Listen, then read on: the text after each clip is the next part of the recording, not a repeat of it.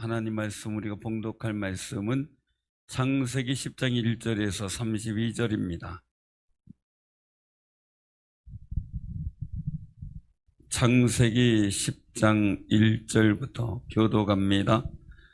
노아의 아들 셈과 함과 야벳의 족복은 이러하니라.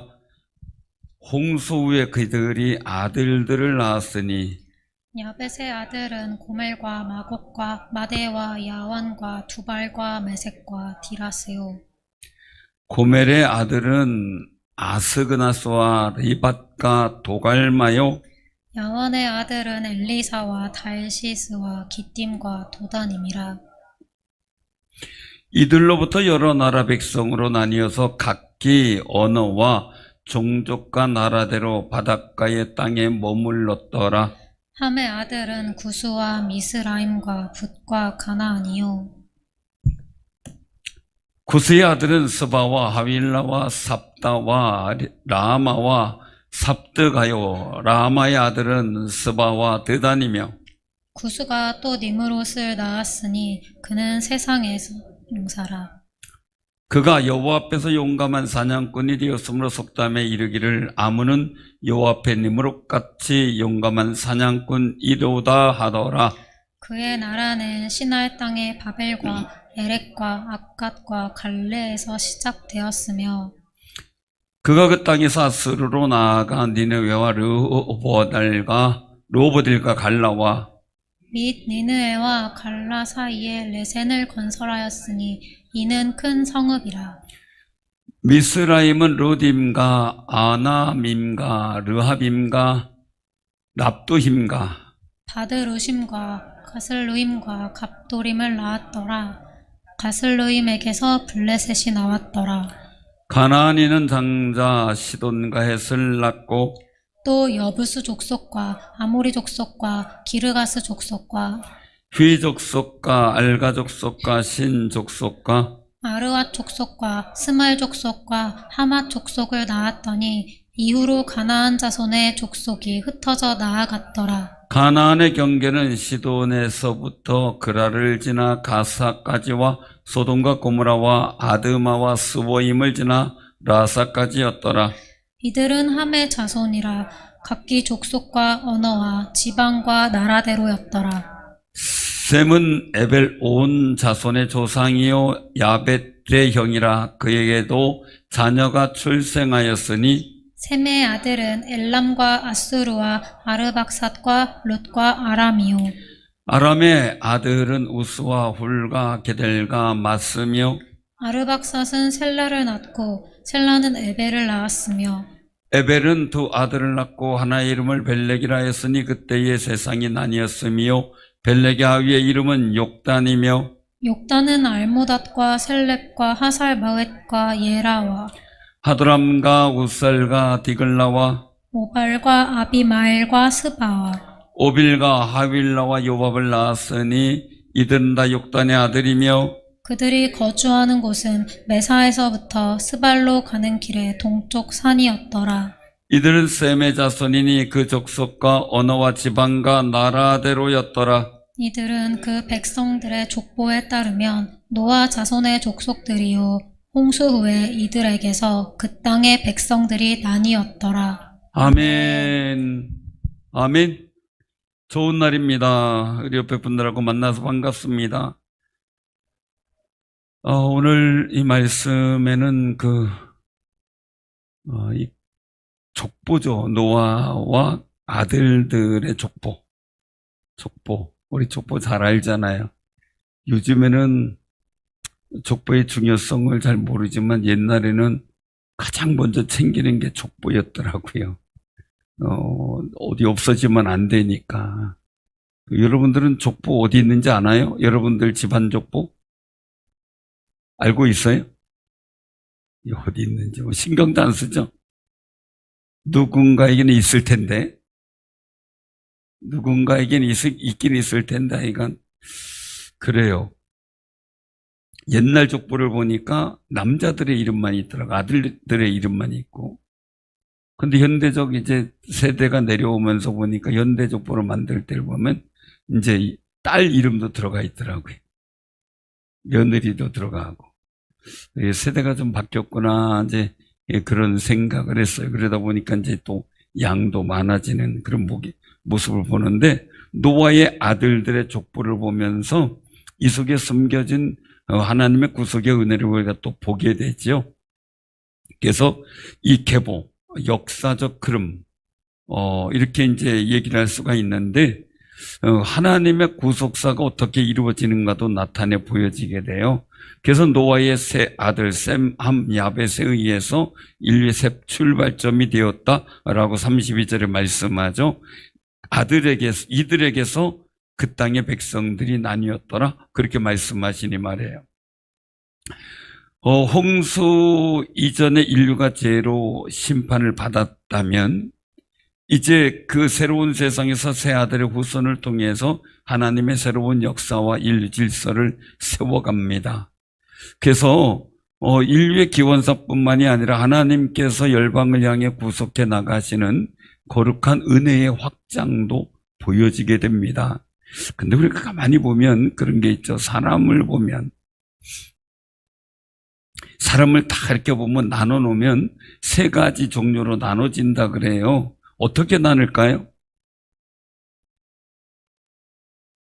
일단 좋은 좋은 분. 그 다음에 이상한 사람. 세 번째는 제가 안 그랬어요. 누군가 그랬어요, 지금. 나쁜 놈이라고. 세 가지. 좋은 분이 있고, 이상한 사람이 있고, 나쁜 놈이 있고. 세 가지의 종류의 사람인데, 여러분들은 어디로 들어가나요? 좋은 분이시겠죠? 아멘. 여러분들 옆에 분하고 인사 나누세요. 좋은 분 이렇게 만나서 반갑습니다. 또 속으로 다른 생각하면 안 돼요. 그런 얘기를 해요. 그럼 여기서 셈, 함, 야벳, 우리가 한번 생각을 해보자고요. 그 속에서 뭐 여러 가지 쭉 얘기가 나와요. 자, 보면 첫 번째 이름이 누구예요? 야벳이에요. 야벳. 2절에 야벳은 넓히다, 확장하다, 이런 의미를 히브리어로 가지고 있어요. 그래서 그 이름 자체가 확장적 섭리를 이야기했다라고. 그래서 유럽인들이 주로 이제 이 신대륙 개척이라든지 이런 걸 많이 했죠. 그래서 그 일들이 이제 그 이름에서부터 시작이 됐다라는. 그래서 노아가 야벳을 축복하는 장면 속에서 9장 27절에 보면 하나님이 야벳을 창대하게 하사 셈의 장막에 거하게 하시리로다 라고 예언을 해요. 그냥 단순히 그냥 그 지리적 확장만이 아니라 구원의 확장 속에서도 이들의 역할이 이제 중요하게 역사되어지는 그런 모습들도 보게 됩니다. 그래서 주로 이 야벳은 유럽 그리고 북방 지역에 주로 헬라, 메디아, 스키타이, 로마 문명권에 있었던 사람들이 주로 이 야벳의 후손들이다, 그렇게 이야기를 합니다. 이제 중학적 또 이런 사회학적 자료를 통해서 이야기를 하는 거겠죠. 그래서 이 복음이 어떻게 됩니까? 결국은 이방 선교의 중요한 무대가 되죠. 로마가 유럽이 중요한 역할을 하게 되는, 그리고 또한 지역 확장을 하면서 이 기독교가 사실은 전 세계로 퍼져나가는 역할을 하는데 이 야벳 족속이 굉장히 중요한 역할을 하는 것도 보게 됩니다. 그 다음에 함은 야벳은 2절부터 5절까지예요. 근데 함은 6절부터 20절까지예요. 근데 그 중에 이 사람들이 이제 주로 함이라는 그 말의 원어적 뜻을 보면 뜨겁다, 검다, 이런 의미예요. 함이라고 하면. 그래서 우리가 흔히 얘기할 때 함은 흑인의 조상 이런 얘기를 하잖아요. 그 이름 자체가 그런 의미를 갖고 있어요. 그래서 그 후손들이 살아가는 지역을 보면 가나안 땅, 구스 땅, 에티오피아, 오늘 에티오피아, 그 다음에 미스라임, 이집트 지역, 리비아 같은 경우, 그리고 아프리카와 남부 메소포타미아 지역 쪽에서 정착을 하면서 살았다고 기록이 돼 있어요. 근데 그 가정 중에 이제 나타나는 게 누굽니까? 바로 이 8절에 나오는 구스가 니무롯을 낳는 그 일들, 구스의 아들 니무롯이 세상의 용사다 라는 칭호를 듣게 돼요. 용감한 사냥꾼, 그렇게 말합니다. 근데 이 원어적 뜻은 뭐냐면 히브리어로 보면은 마라드라는 뜻인데 반역하다, 대적하다라는 뜻에서 이 이름이 지어져요. 그래서 강하고 용감한 사냥꾼, 그러니까 하나님 앞에서는 강한 사냥꾼, 용감한 사냥꾼인데 하나님 앞에 대적하면서부터 달라지는 거, 인생이요. 그럼 우리도 마찬가지예요. 하나님 앞에서 고람되고 하나님 앞에서 우리가 생각하고 하나님 앞에서 살아가고 늘 하나님 앞에서라는 의식을 갖고 살아가면 좋은 분이 돼요. 그런데 하나님을 대적하는, 하나님을 무시하고 하나님을 인식하지 않고 의식하지 않고 살아가면 어떤 사람이 돼요? 좋은 분 말고 나쁜 놈. 리얼하게 차이를 두는 겁니다. 좋은 분과 나쁜 놈. 나쁜 분 이럴 수 없잖아요. 그죠? 그잖아요. 저분 나쁜 분이야 이럴 수는 없잖아요. 그러니까 하나님 앞에서는 좋은 사람, 하나님 앞에서 강한, 근데 하나님을 떠나 대적하면서 나중에 이제 11장에 나오지만 신할 땅에 바벨탑을 쌓게 되는 이 일들이 이제 시작이 되는 게 바로 니므롯이 있는 곳이에요. 그게. 그래서 이 바벨, 에락, 아까 깔레라는 곳에 도시를 세웠다라는 일들 속에서 그가 세운 바벨은 뭡니까? 바벨탑 사건의 중심이 되는, 니므롯이 하나님의 대적의 중심이 되는 그런 모습. 나중에 11장에서 말씀을 드리겠지만은 결국은 도시와 국가와 중앙 집권 체제 이렇게 되겠지만 성경 속의 요한계시록과 연결되면 세계 정부의 일들을 만들어가는 역할을 했던 그런 반역적 문명이다 이렇게 보는 겁니다. 하나님께 순복하는 질서가 아니라 하나님께 대적하는 질서를 만들어가게 된 주체가 되는 거죠. 거기서 니느웨도 있고 말이죠. 그래서 중요한 것은 뭡니까? 그럴지라도 어떻게 해요? 저주를 받아 형제의 종이 될 수밖에 없는 그런 위치가 되는 겁니다. 아무리 드세도 하나님 앞에서 용감한 사냥꾼인데 하나님을 대적하면서부터는 완전히 종의 모습을 갖게 되는 거죠. 그러니 우리도 하나님 앞에서 복되게 살아가는 귀한 삶이 되시길 바랍니다. 하나님 앞에서는 의식이 사라지면 천사와 사단의 차이는 뭘까라고 보면 하나님 앞에서는 천사, 하나님을 떠나서는 사단이 되는 거예요. 그러니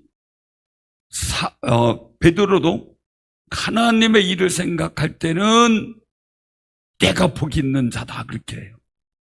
그런데 하나님의 일을 생각하지 않고 사람의 일을 생각하고 말할 때는 사탄아 내 뒤로 물러가라 말씀하죠. 우리는 어떻게 해야 돼요? 늘상 하나님 앞에서 좋은 분이 되기를 바랍니다. 하나님 앞에서 이거 꼭 기억해야 돼요. 그래서 영적 타락의 결과가 루시엘이, 하나님 산 루시엘이 하나님을 대적하는 자로 바뀌면서 루시퍼가 되는 거 한자 차이예요. 루시엘이 루시퍼가 되는 거예요. 그러니 엘자가 하나님을 표시하거든요. 미가엘, 가브리엘, 루시엘. 근데 엘자가 하나님과의 관계에서 떨어져 버리고 퍼가 되니까 문제. 우리는 하나님과의 복된 관계를 예수 그리스도 안에서 얻게 된 존재로서 복 있는 사람으로 살아가는 귀한 삶이 되시길 바랍니다. 그럼 이 속에서 보면은 이제 세상에서 또 나타난 일 속에 셈이 나와요. 셈 족속은 이제 21절부터 나오게 되는데 그 셈이라고 하는 이름의 뜻에는 명성, 명예 이런 뜻이 있어요. 이브리어로. 그래서 하나님의 이름을 높이는 존재.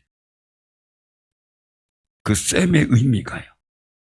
그래서 셈은 에벨을 중심으로 해서 언약의 계보를 이뤄가는데 에벨 여기에는 건너편 사람이라는 뜻이 있어요. 근데 여기서는 그래서 결국은 히브리라는 말이 이 에벨에서 파생이 돼요. 히브리 사람이라는 말이. 그래서 히브리 민족의 조상이 셈의 후손임을 보여주는 거죠. 그 속에서. 그래서 셈의 계보에서 아르박삭셀라 에벨 벨렉으로 이어지면서 벨렉 때에 세상이 나뉘어졌다라고 25절에 기록이 되어 있죠.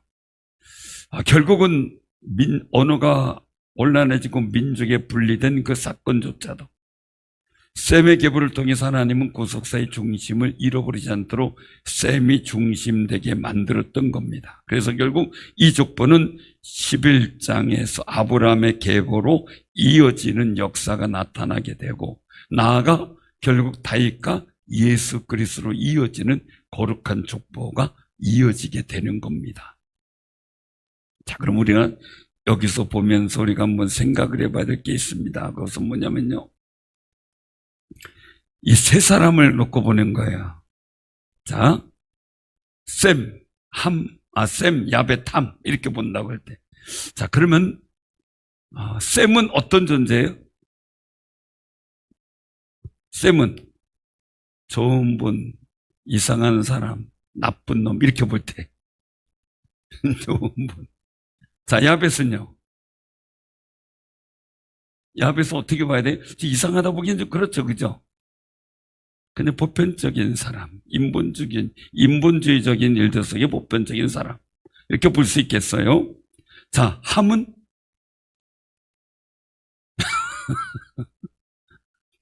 그저 아버지의 저기를 들춰내는 감춰주지 않는 그 모습 속에서 나오죠.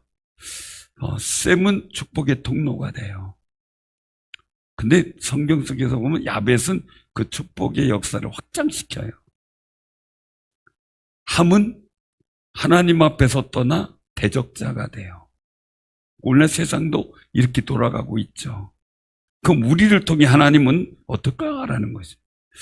축복의 통로가 되어서 축복의 영향력을 확장시키는 귀한 분이 되어야 되지 않겠어요? 그러니 우리가 하나님 앞에서라는 그 의식을 갖고 살아가는 게 굉장히 중요하죠. 늘상. 내가 말 한마디 하더라도, 생각을 하더라도 내 마음속에 있는 품은 뜻이 늘 복 있는 사람이 하는 게 뭡니까? 죄인의 길에 서지 않고 악인의 꾀를 따르지 않고 오만한 자들과 자리 함께 하지 않고 이런 모습 속에 자기가 복 있는 사람 되려고 몸부림치는 시편 기자의 모습이 우리의 모습이 되지 않겠느냐라는 거예요. 우리의 모습. 왜요? 이왕이면 셈이라고 하는 사람을 통해 축복의 통로가 열려요. 함이라고 하는 사람을 통해 저주의 길이 열려졌어요. 후손들한테. 예수님 당시에 바리새인들과 그 대제사장들이 뭐라고 그랬습니까? 이 피는, 예수의 피는 나와 상관이 없다. 너희들이 책임져라 하니까 우리 자손에게 돌리라고. 그거로 인하여 그들에게 후손과 유대인들이 당하는 고통과 부모 얼마나 컸습니까? 그러면 우리들이 가만히 보면서 집안의 믿음의 선조가요, 정말 하나님 앞에 헌신하고 원진해서 그 후손이 잘 되고 복된 역사를 많이 보게 돼요. 많이 보게 돼요.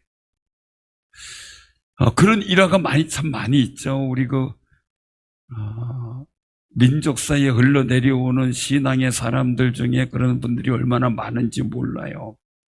일화를 쭉 얘기하긴 좀 시간이 이렇고 다음에 또 소개할 때가 있을 거고요. 백남준 박사님 이런 분들 다만 보면서 많은 분들의, 여러분들 이름을 아는 많은 분들 보면 믿음의 선조들이 다 있어요. 믿음의 선조.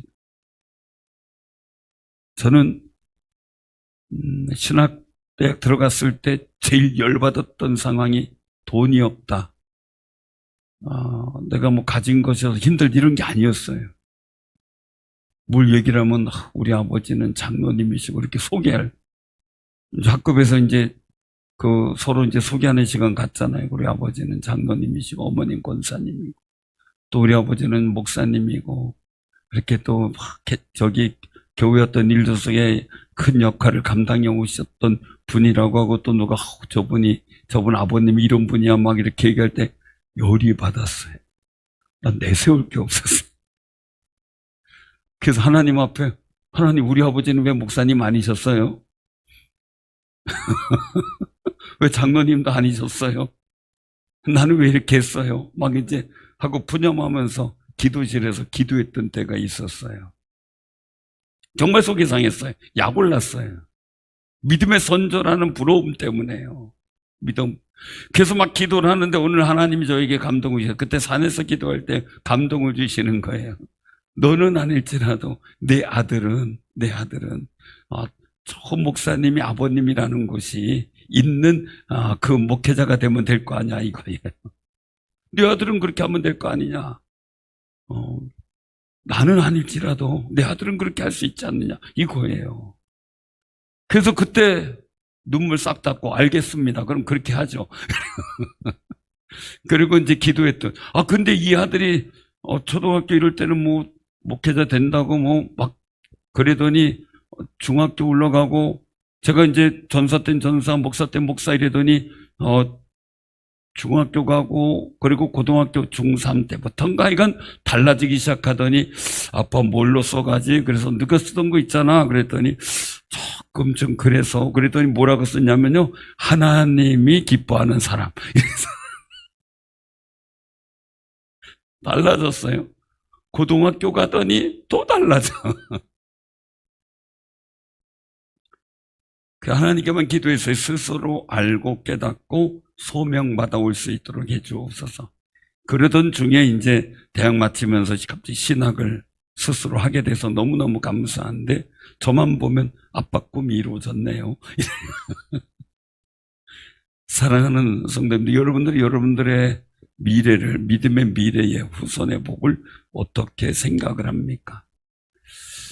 정말 자녀를 위해서 기도하지 뭐 후손의 자녀가 있도록 기도해야 되지만 없다면 나는 그러면 어떤 믿음의 후손을 위해 수고할 것인가? 영적 자녀도 만들어야 되겠죠. 우리 장성정 집사님과 김정아 집사님은 교사 돼서 영적 자녀를 양육하세요. 그러다 보면 하나님의 또 귀한 선물이 어떻게 올지 모르잖아요. 할렐루야. 교사로 채용하세요. 굉장히 중요한 거예요, 우리가. 그래서 나로 인하여 축복의 통로가 되는 역사를 만들어갈 욕심이 있어야 돼요. 그럼 속상함이 있어야 돼요. 그래서 제가 그때 막 기도했던 게 지금도 생각이 나요. 땡깡을 썼거든요. 아니면 나는 뭡니까? 막 그러면서. 그때 이제 하나님께서 위로의 말씀을 주셨는데 여러분들에게도 정말 하나님 앞에서 내가 축복의 통로 되기 위해서 내가 어떻게 했으면 좋겠습니까? 내가 우리 자녀들에게 복 있는 영향력을 끼쳤으면 좋겠습니다. 함과 같이 저주의 통로와 저주의 영향력이 아니라 정말 하나님 앞에서 복 있는 정말 통로되는 귀한 정말 복 있는 아까 우리 은일수 이사님 기도했지만 우리 어머님 할머니 근데 왜 아버지 할아버지는 안 들어갔는지 몰라요 나는. 집사님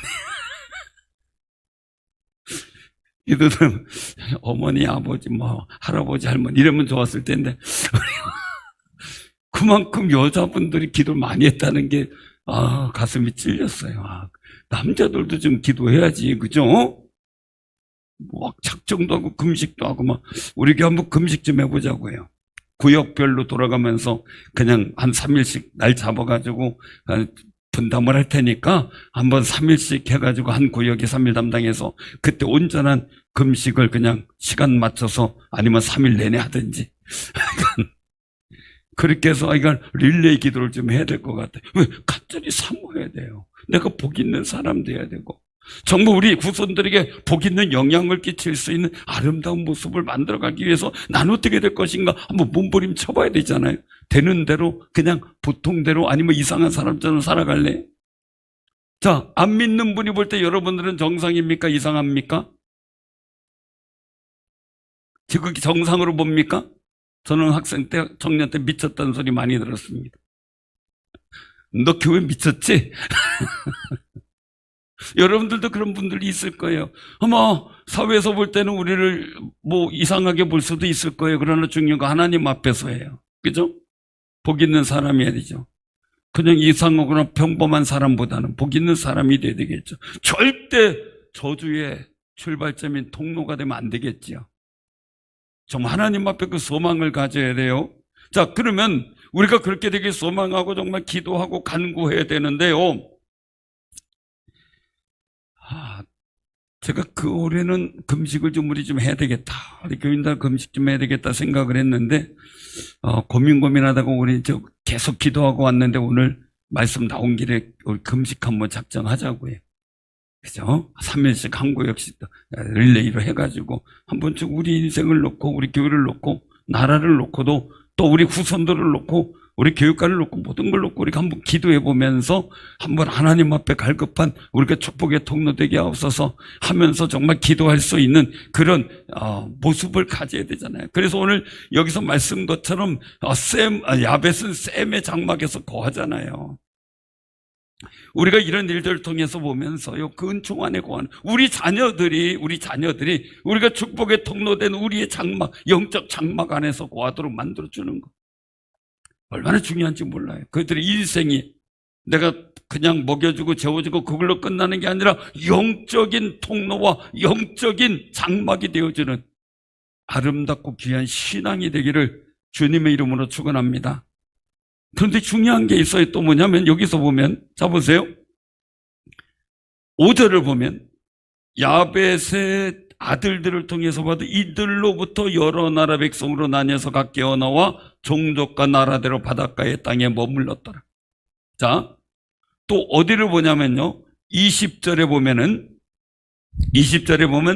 이들은 함의 자손이라 각기 족속과 언어와 지방과 나라대로였더라. 자, 그 다음에 어디입니까? 31절.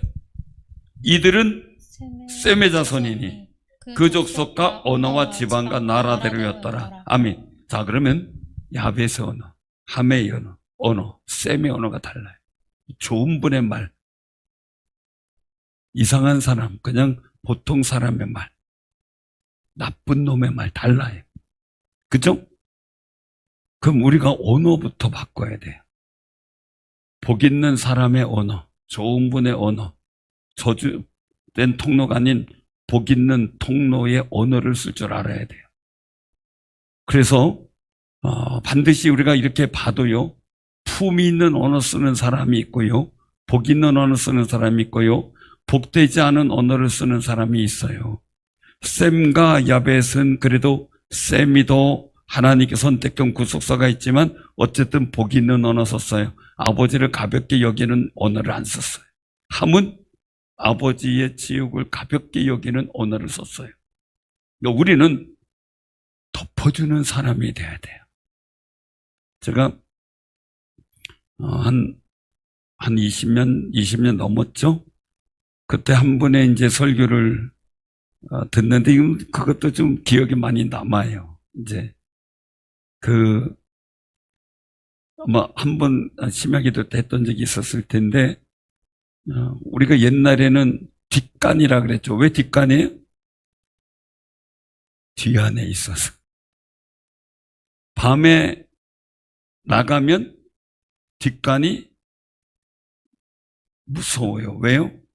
할머니가 데리고 맨날 달걀 귀신이니 몽달 귀신이니 뭐 빨간 손이니 하도 얘기를 해놔가지고 겁이 나서 못 가요. 그러면은 아이들이 제일 편한 자리가 어디냐면 삽작거리, 즉 삽작문 있는 그 앞에 논두렁이나 밭두렁. 왜냐면 햇볕도 있고, 햇볕이 아니라 달볕도 있고 그러니까 좀 밝아서 좀 안심되는 현장. 거기서 몰래 슬쩍 볼일을 보고 올 때가 참 많아요. 그런데 그분 설교 거기 얘기하는 거예요. 그런데 밟다가 어디 놀다가 잘못 밟을 때가 있어요. 그러면 기분이 되게 나쁘잖아요. 그러면 그 신발도 많지 않은데 요즘은 뭐 신발이 많은 아이들 신발이 왜 이렇게 많아요? 보면은 그죠? 엄청. 근데 그 신발 그냥 막 발에다 질질 흙에다 그냥 닦으면서 어떻게 하면서 막 하면 냄새가 막 퍼지잖아요. 근데 그 어린 시절을 그분이 얘기를 하면서 할머니가 예예예 그러지 마라 그러더니 삽을 갖고 오더니 한 삽 더 싹 뒤집어 놓고 그리고 이제 손주의 신발을 이제 닦아주신 거예요. 그랬더니 냄새도 안 나고 다 흩어진 데 다 덮어놓으니까 냄새도 안 나고 깨끗해졌대. 근데 그 다음 해봤더니 거기서 참외가 올라오대. 어떤 때는 수박이 올라오고. 그래서 또 그거 따먹었다는 얘기까지. 그래서 옛날에는 개똥참외가 유명했어요. 덮을 때 열매가 되는데, 보기 좋은 열매가 되는데, 이거를 자꾸 찢어버리면 냄새만 나고 보기만 싫고 안 좋다는 거를 설교를 하시는데, 그렇구나. 우리의 말은 복 있는 냄새를 막 낼 수도 있고, 아니면 안 좋은 냄새를 막 퍼칠 수도 있어요. 여러분들은 복 있는 냄새, 복 있는 언어를 쓰는 귀한 삶이 되시길 바랍니다. 각자의 언어가 있는데 우리 집안에는 복 있는 언어를 세워야 돼. 그래서 우리나라가 제가 어린 시절을 기억을 해요. 어릴 때 이상했어요. 왜요? 별일 없죠. 아침에 일어나서 인사하시는 분들이 있는데 별일 없죠. 아침은 드셨어요? 밥은 드시 이게 제가 듣던 인사들이었어요. 근데 어느 순간서부터 아침 드셨냐 뭐 이런 인사보다 별일 없었냐라는 인사는 없어지더니 아침 드셨냐라는 인사가 많이 돌더니 그 다음에는 안녕하십니까 라고 바뀌었어요. 언어 순화가 우리나라. 안녕하십니까. 고맙습니다. 감사합니다라는 얘기를 훈련이 됐어요. 우리나라가. 자꾸 어릴 때부터 훈련을 시켰어요. 제가 그것을 들으면서 학생 때 훈련을 받았던 기억도 나고 이거 인사를 바꿔야 되겠구나라는 이야기. 그리고 싱글벙글 그거 있잖아요. 그죠? 또 누가 또 뭐 했더라. 저기 그럼 누구 앞에서 뭐 왕영은인가요?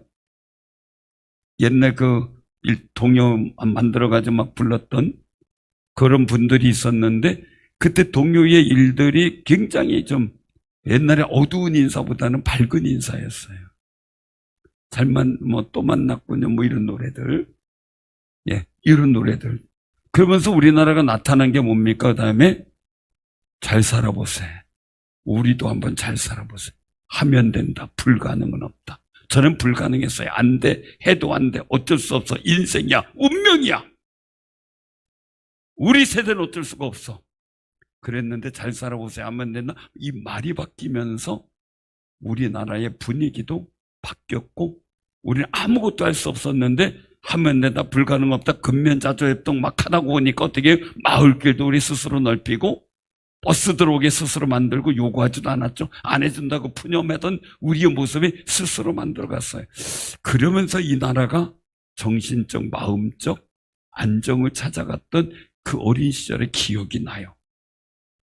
우리 인생의 삶의 자리의 모습이 어떤지 몰라요. 그러나 중요한 것은 다 여기서 보면 어떻게 돼요? 그 족속과 언어 다 달랐다는 거예요. 우리는 복 있는 족속으로 복 있는 언어. 하나님의 복된 통로에 소망이 있는 아름다운 언어를 사용하면서 여러분들이 정말 하나님의 복된 사람으로서 살아가는, 그리고 우리 후손들에게 복된 통로가 되어주는, 복된 장막이 되어주는 귀한 삶이 되기를 주님의 이름으로 축원합니다.